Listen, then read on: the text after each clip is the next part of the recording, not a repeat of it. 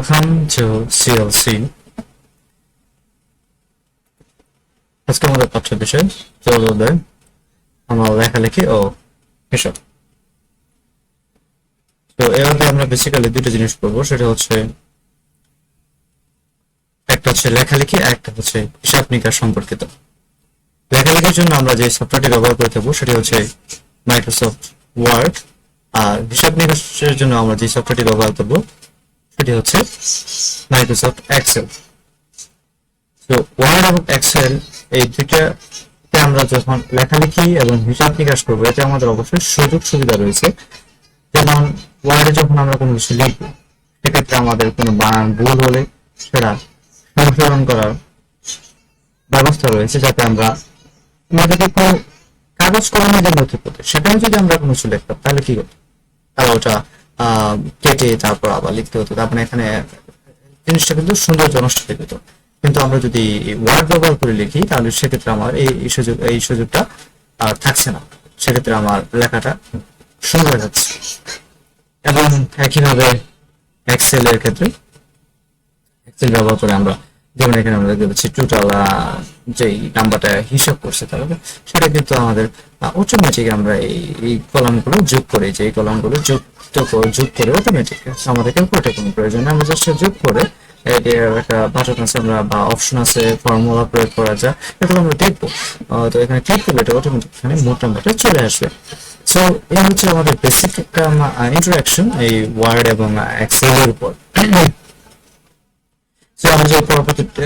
আমাদের টপিক হচ্ছে আমার লেখার কাজ। মানুষের মনে বা প্রকাশ করার একটা মাধ্যম হলো লেখালেখি। আমাদের প্রয়োজনে আমাদেরকে নানা রকমের লেখালেখি করতে হয়, হতে পারে সেটা কবিতা, গল্প, উপন্যাস বা দিনপঞ্জি লেখা। লেখালেখি ছাড়াও আমাদের দৈনন্দিন জীবনে বিভিন্ন রকমের ছোট বড় হিসাব করতে হয়, বাজার হিসাব, বাসা ভাড়া হিসাব, পরীক্ষার ফলাফল প্রস্তুত ইত্যাদি। আমাদের লেখালেখি ও হিসাবের এই কাজগুলো করা এক সময় কষ্টসাধ্য ছিল, কিন্তু তথ্য যোগাযোগ প্রযুক্তির বিকাশের ফলে এই কাজগুলো করার জন্য এখন আমাদের হাতের নাগালে রয়েছে অনেক ধরনের সফটওয়্যার। এসব সফটওয়্যারকে বলা হয় অফিস সফটওয়্যার। আমাদের ডেস্কটপ, ল্যাপটপ বা স্মার্টফোন এই সফটওয়্যারগুলো ব্যবহার করা যায়। ইভেন আমাদের স্মার্টফোনে কিন্তু আমরা এই সফটওয়্যারগুলো ব্যবহার করতে পারি। এটা software Microsoft Word and Microsoft Excel. লেখালেখির জন্য রয়েছে ওয়ার্ড প্রসেসর, আর হিসাবের জন্য রয়েছে স্প্রেডশিট। স্প্রেডশিট মানে হচ্ছে মাইক্রোসফট এক্সেল অ্যানালাইসিস সফটওয়্যার। এগুলো সম্পর্কে তোমরা পূর্ববর্তী শ্রেণীগুলোতে প্রাথমিক ধারণা পেয়েছো। এছাড়া তোমরা এগুলো সম্পর্কে কিছু অগ্রসর ধারণা পাবে। অর্থাৎ আমরা অষ্টম শ্রেণী, সপ্তম শ্রেণীতে এগুলো সম্পর্কে অলরেডি কিছু ধারণা পেয়েছি, বেসিক ধারণা আমরা পেয়েছি। এখন আমরা এগুলো সম্পর্কে একটু অ্যাডভান্স কিছু ধারণা নেব। তারপর বলছে কোনো কিছু লেখার কাজ হলো কল্পনা জগৎকে বাস্তবে নিয়ে আসা। মানুষ তার কল্পনাকে অন্যের কাছে তুলে ধরতে মাধ্যম হিসেবে লেখার কাজ শুরু করে। ইতিহাস আমরা অনেকেই জানি। বর্তমানে এই কাজে তথ্য যোগাযোগ প্রযুক্তি ব্যবহৃত হচ্ছে। আর এক্ষেত্রে ওয়ার্ড প্রসেসিং এর গুরুত্বটা অনেক। টেলিভিশন, মোবাইল ফোন বা কম্পিউটার ইত্যাদি যন্ত্রে তথ্য গ্রহণ ও উপস্থাপনের জন্য বেশিরভাগ সময় লিখিত কোনো কিছু প্রয়োজন হয়। এটা যেভাবেই করা হোক না কেন, এখন এই কাজটি করা হচ্ছে ওয়ার্ড প্রসেসরের সাহায্যে। ওয়ার্ড প্রসেসর কাজ করতে গিয়ে আমরা অনেক সময় পেয়ে, যেমন সুবিধা দিয়ে একটা বলছিলাম, সেক্ষেত্রে আমরা বইয়ে দেখি কি ডেফিনেশন বা তারা কি সংগ্রহ করে দিয়েছে। যেমন নিয়মিতভাবে লেখালেখির কাজ করা যায় এবং ভুল হলে সাথে সাথে সংশোধনের সুযোগ পাওয়া যায়। সম্পাদনার সুযোগ থাকায় লেখালেখির কাজ নান্দনিকভাবে উপস্থাপন করা যায়। অর্থাৎ আমরা যদি কোনো বানান ভুল হয় সেক্ষেত্রে আমরা সেটাকে কারেক্ট করতে পারি। তাছাড়া আমরা এটাকে কালার দিতে পারি, লেখা বড় ছোট বিভিন্ন স্টাইল আমরা করতে পারি, সেটা আমাদের সুবিধা আছে। নানাভাবে লেখাকে উপস্থাপন করা যায়, যেমন লেখার আকার ছোট বড় করা, রঙিন করা, বক্স আকারে উপস্থাপন করা ইত্যাদি। পুরো লেখা প্রথম থেকে শুরু না করে নতুন লেখা প্রবেশ করানো যায়, লেখা মুছে ফেলা যায়, লেখাকে পুনর্বিন্যাস করা সুযোগ পাই। আমরা দেখবো আরো, তাহলে আমরা আরো বুঝতে পারবো। ছবি, গ্রাফ, টেবিল, চার্ট ইত্যাদি সংযোজন করে ডকুমেন্টকে আরো আকর্ষণীয় করা যায়। ডকুমেন্ট সংরক্ষণ করে তা যে কোনো সময় ব্যবহার করেছে, ফলে একই কাজ বারবার করার প্রয়োজন হয় না। অর্থাৎ এই ফাইলগুলো আমরা কিন্তু সেভ করতে পারবো। এগুলো সম্পর্কে আমরা দেখবো। প্রয়োজন বলে দরকারি তথ্য এক ডকুমেন্ট হতে অন্য ডকুমেন্টে কপি করা যায়। একই সাথে একাধিক ডকুমেন্ট নিয়ে কাজ করা যায়। ফাইন্ড রিপ্লেস কমান্ড ব্যবহার করে বড় কোনো ডকুমেন্ট অল্প সময়ে শব্দ খোঁজা যায় এবং প্রতিস্থাপন করা যায়। যখন কোনো ডকুমেন্ট বারবার ব্যবহারের প্রয়োজন হয় তখন সেটিকে টেমপ্লেট আকারে সংরক্ষণ করে রাখা হয় যাতে সময় সাশ্রয় হয়। যেমন প্রতি সপ্তাহে ল্যাব রিপোর্ট প্রস্তুত করার প্রয়োজন হলে সে টেমপ্লেট আকারে সংরক্ষণ করে রাখলে তা বারবার ব্যবহার করা যায়। এই বিষয়টিকে আমি একটু ক্লিয়ার করি।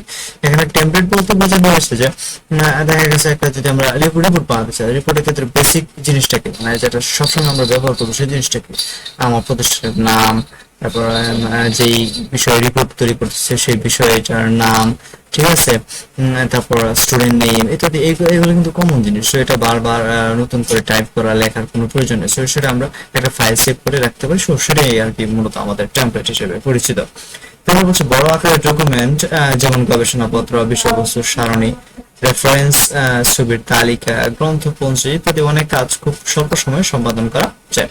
তারপর বলছে বানান দেখার সফটওয়্যার বা স্পেল চেকার এর সাহায্যে সহজে বানান সংশোধন করা যায়।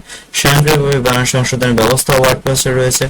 ডকুমেন্ট সংরক্ষণ করে তা যে কোনো সময় যতবার ইচ্ছা ততবার প্রিন্ট করার সুবিধা রয়েছে।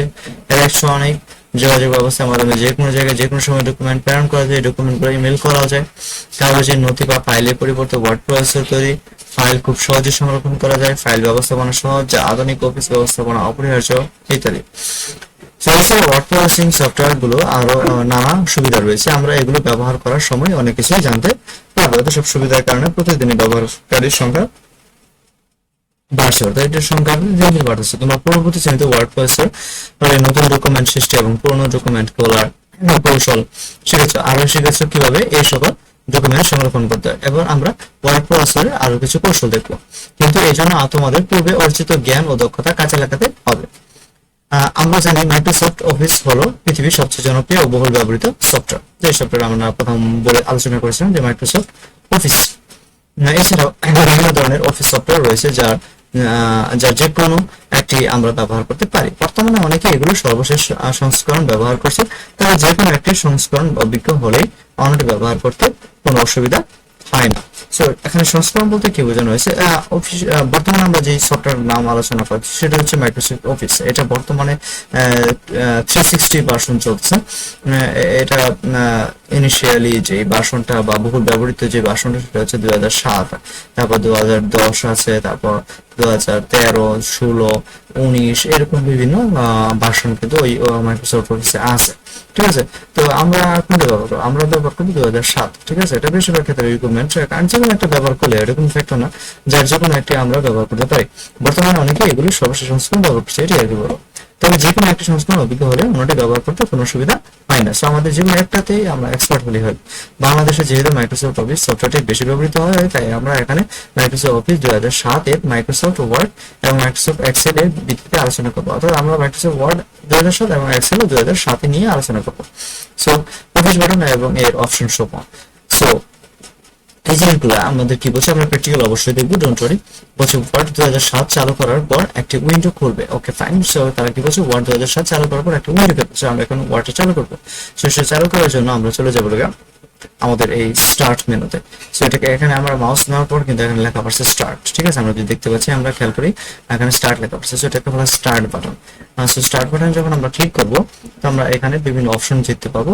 এখানে থেকে আমাদের সার্চ করে নিতে হবে যে মাইক্রোসফট ওয়ার্ড কোনটা। সো আমরা যদি ওয়ার্ড লিখি, WORD ওয়ার্ড, তার মধ্যে দেখতে পাচ্ছি মাইক্রোসফট অফিস ওয়ার্ড আমাদের চলে আসছে। সো আমরা যদি একটা ক্লিক করি মাউস দিয়ে তাহলে এটি রান হয়ে যাবে। সো আমরা ক্লিক করতেছি, ওকে, এটা চালু হচ্ছে। ওকে, এরকম একটা ইন্টারফেস চলে আসছে, ঠিক আছে। এরকম একটা ইন্টারফেস চলে আসছে। বই থেকে কি বলছে, বলছে একটা উইন্ডো খুলবে, ওকে ফাইন। এই উইন্ডোর উপরে বাম দিকের কোনায় যে এরকম একটা আইকন, আমরা যদি খেয়াল করি আমরা এরকম একটা আইকন পাইছি কিনা, এই যে এরকম একটা আইকন কিন্তু এখানে পাওয়া যাচ্ছে। আচ্ছা, এই বাটনটার নাম কি, এখানে কিন্তু মাউস নেওয়ার পর লেখা পাচ্ছে, এখানটার নাম হচ্ছে অফিস বাটন। এই বাটনে কি আছে, এই বাটনে আছে এরকম সরি